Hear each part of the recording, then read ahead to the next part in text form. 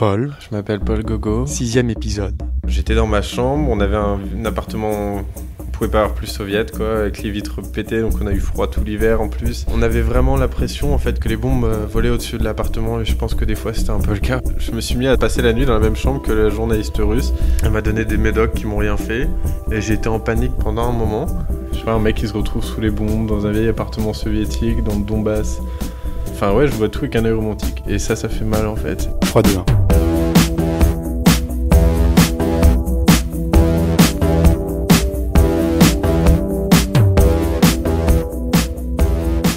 Après, le quotidien, c'était vraiment de surveiller l'évolution de la situation et c'était surtout de trouver des histoires en fait. Des histoires qui parlent en fait. La couverture d'une guerre, ça se fait pas vraiment sur le front, sous les bombes, quoi. Ça se fait avec des histoires qu'on trouve en parallèle de la situation.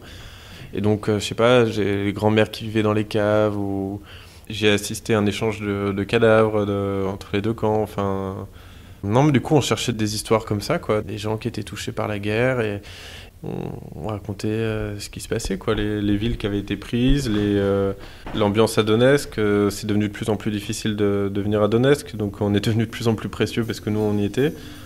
Et nous, on racontait le quotidien des séparatistes, en fait, depuis Donetsk. On a toujours l'impression, je pense, dans une guerre d'échapper enfin, que les événements nous échappent plutôt. C'est-à-dire que tout est plus gros que soi-même, en fait. Enfin, c'est une guerre, quoi. Des tirs d'artillerie, on n'est rien face à ça, en fait. Et le réflexe, en fait, c'est quand on entend que des bombardements commencent dans un quartier, on a envie d'y être. Enfin, c'est débile, mais on se dit, ouais, je suis journaliste, j'ai envie d'être là où ça se passe. Et j'ai compris rapidement que ça n'avait aucun intérêt d'être sous les bombes. Par contre, aller après un bombardement, il y a quand même un début et une fin, un bombardement. Et donc, aller sur place après un bombardement, ça avait quand même plus de sens. On compte les morts, on rencontre les gens, on a plus de temps pour parler avec eux et on risque un peu moins notre vie que... Enfin, je veux dire, les gens, ils vont pas te parler pendant un bombardement, de toute façon. Donc, tu sais, enfin, j'avais pas beaucoup de piges. J'ai toujours eu du mal à trouver des piges, en fait. Et j'ai vite compris que ça servait à rien que je meure déjà pour un article. Mais alors, particulièrement que je meure pour un article que j'allais pas vendre, tu vois, ça avait vraiment aucun intérêt. Donc quand même, quand je pouvais éviter de me mettre dans des situations dangereuses, j'évitais. Mais c'était quand même compliqué, quoi. J'ai jamais été doué pour me vendre. Et puis, ouais, c'est ce que je dis, j'ai pas les contacts, en fait. Donc, j'avais pas vraiment aucun contact à l'époque. Et donc, je me prenais... J'ai même pas dû me prendre tant de refus que ça. C'est juste que les gens me répondaient même pas à mes mails, en fait. Et c'était décourageant très rapidement. Le truc, c'est que j'étais passionné par ce qui se passait. Donc, j'ai continué à couvrir les yeux fermés, en fait. Pour rien, des fois. Souvent pour rien, d'ailleurs. Je pense que 90% de ce que j'ai pu faire durant ces 2 dernières années, ça reste dans ma tête, en fait.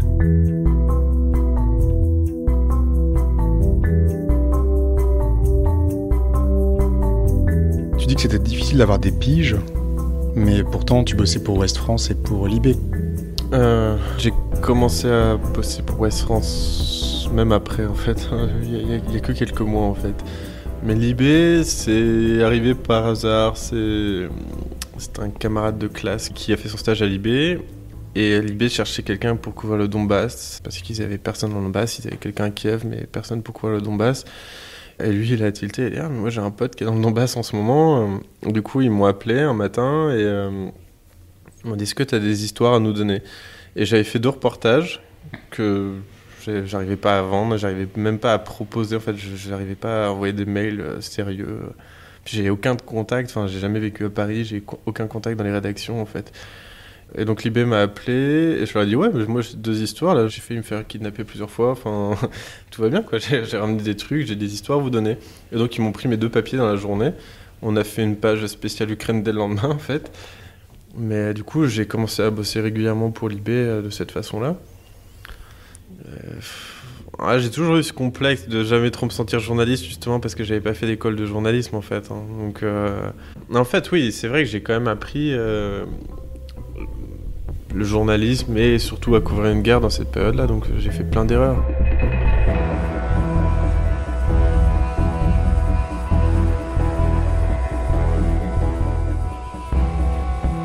Notamment cette histoire d'enlèvement. Alors, tu me parlais d'enlèvement tout à l'heure. C'était en mai 2014 à Slaviansk, une ville située à, je sais pas, une quarantaine de kilomètres de Donetsk. C'était ils avaient eu leur première nuit de couvre-feu. J'étais avec mon pote Dima, un journaliste biélorusse et un photographe italien, Cosimo, avec qui j'ai pas mal travaillé aussi. On était un peu le trio de bras cassés, quoi. Je dis tout le temps qu'on était des sortes de Mr Bean parce qu'on était tellement naïfs que les choses nous arrivaient en fait, mais on comprenait pas toujours ce qui se passait devant nous. Et au final, on échappait à des risques, sans trop s'en rendre compte, je pense. Et donc on était arrivé le matin par train dans la gare ultra moderne de Slaviansk en plus, mais qui était vide. Et il y avait personne dans les rues, quoi. Les gens dormaient encore et ils voulaient pas sortir parce qu'ils se demandaient ce qui se passait dehors. Et on s'est retrouvés sur le parvis de la gare, il y avait juste quelques vieilles Lada qui faisaient office de taxi et des mecs cagoulés partout. Et puis on traverse le pont, on passe un premier checkpoint, on se retrouve au milieu du pont et il faisait super chaud et on s'assoit sur un banc pour se reposer en fait. Et j'ai dû prendre une photo dans la direction d'un mec et le mec m'a vu.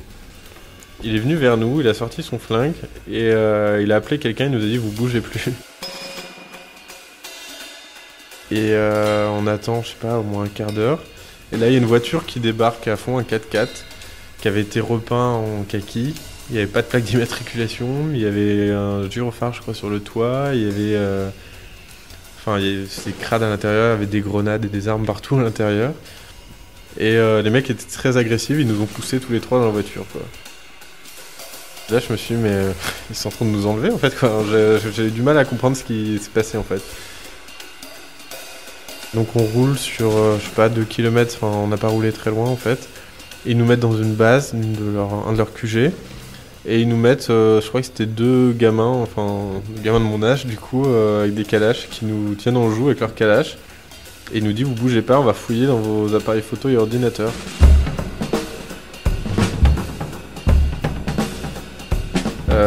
Moi, il se trouvait que j'avais un sac qui était un peu fait pour ça, donc en fait, personne n'a jamais trouvé ni mon ordi ni mon appareil photo.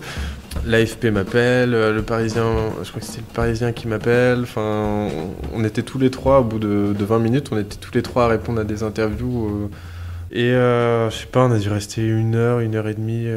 C'était un peu long, il faisait chaud, on était un peu stressés. Les mecs faisaient les cons avec leur Kalachnikov. Ils s'amusaient, genre, on va vous tuer et tout. Il n'y a rien de pire que les mecs de mon âge qui ont des Kalachnikov parce qu'ils se croient vraiment puissants alors qu'ils savent pas s'en servir en fait. Il y a un moment, l'Italien qui faisait son italien, un peu le cliché de l'Italien, qui se met à parler très fort et à gueuler tout le temps et à être assez démonstratif en fait. Il y a un moment, il nous dit mais attendez les gars, moi je vais parler avec eux quoi. Et puis il s'en va. Il passe à côté des mecs qui nous tenaient en joue. Et il se met à en parler en italien avec les soldats. Et en fait, il se trouve qu'il y a un des soldats qui parlait quelques mots d'italien. Et donc ils se sont mis à discuter tous les deux, ils sont devenus potes en 1 minute.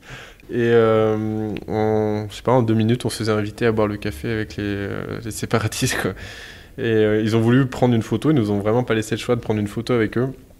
Donc on a une photo assez légendaire où je suis avec Dima et 2 séparatistes énormes, cagoulés et la calache, et ils font les gros costauds, et moi ça se voit que j'ai un peu peur en fait sur mon visage. Du coup, on a bu leur café pour leur faire plaisir et on est reparti.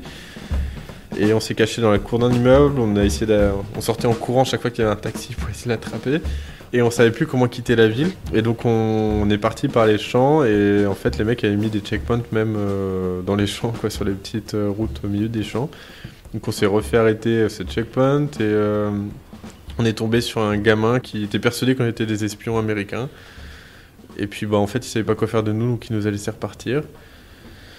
Et quand on est rentré à Donetsk, mais alors là, on a reçu plein d'appels, et le ministre ukrainien, je sais jamais si c'était les affaires étrangères ou la défense, je sais plus lequel, avait appelé à notre libération, alors qu'on était déjà libérés en fait.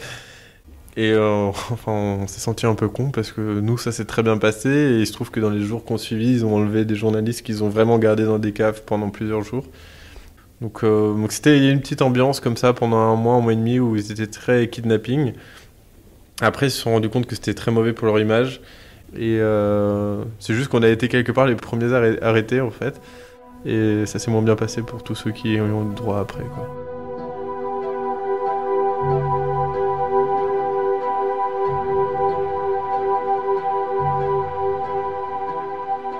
Donc pendant ce temps, ta famille en France, comment ça se passait ?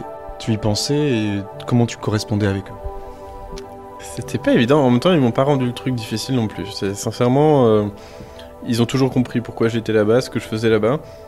Ils me faisaient confiance, ils savaient que j'allais pas aller courir sous les bombes inutilement. Enfin, je l'ai un peu fait, mais non, ils l'ont très bien compris, j'ai eu beaucoup de chance là-dessus, parce qu'ils m'ont même soutenu jusqu'au bout.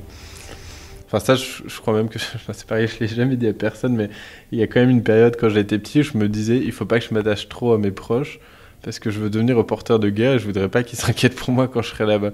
Et avec du recul, je me dis, mais putain, j'étais petit, j'avais carrément pensé à ça, quoi.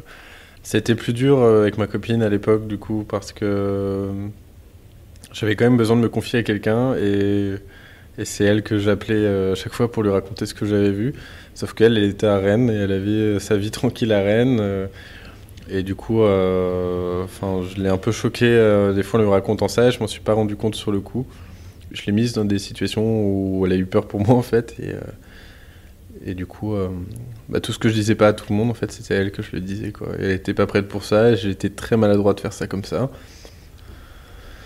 J'ai ce souvenir, et ça je m'en veux tellement, j'ai passé la nuit sur un checkpoint ukrainien une fois et il se trouve que j'avais prévenu personne que j'étais, même dans cette région, parce que j'étais du côté de Mariupol en fait, au sud de Donetsk.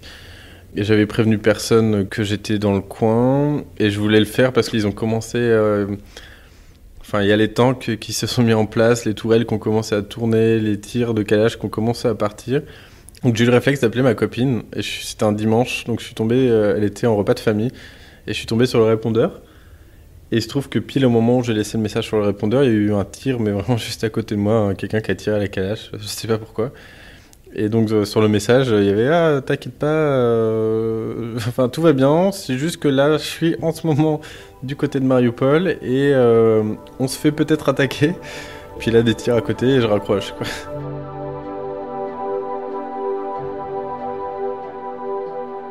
Et donc on nous a mis dans une tente, la tente où il y avait toutes les munitions. En plus on était allongés avec les grenades. Ils nous ont fait attendre un quart d'heure en nous faisant boire de la vodka pour patienter.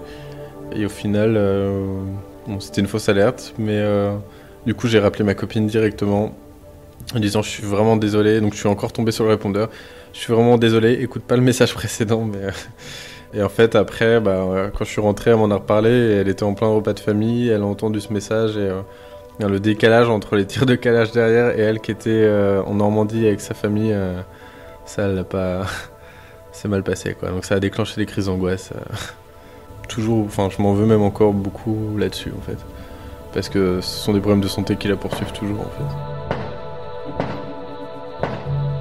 Du coup, je me sentais quand même prêt à tout ça, quoi. J'avais entendu, je sais pas combien de reporters de guerre m'expliquer ou expliquer en conférence que, fallait vraiment avoir du recul, mettre un mur entre soi et les événements. Et moi, je suis arrivé, genre gros solide, j'en ai rien à faire, moi. Il va y avoir des cadavres partout, mais ça me fait rien, je les connais pas, et voilà. C'est ce qui s'est passé au début, quoi. Prochainement. Mais ça a été vraiment le reportage le plus difficile que j'ai eu à faire parce que t'avais encore les sacs à dos qui avaient été posés avec les petites affaires de sport, t'avais encore le ballon sur le terrain et t'avais un trou dans la grille où l'obus était tombé en fait. Et là je me suis mis à pleurer. Je m'appelle Paul Gogo, j'ai 25 ans, j'ai beaucoup de cernes, je dors très mal la nuit. À suivre.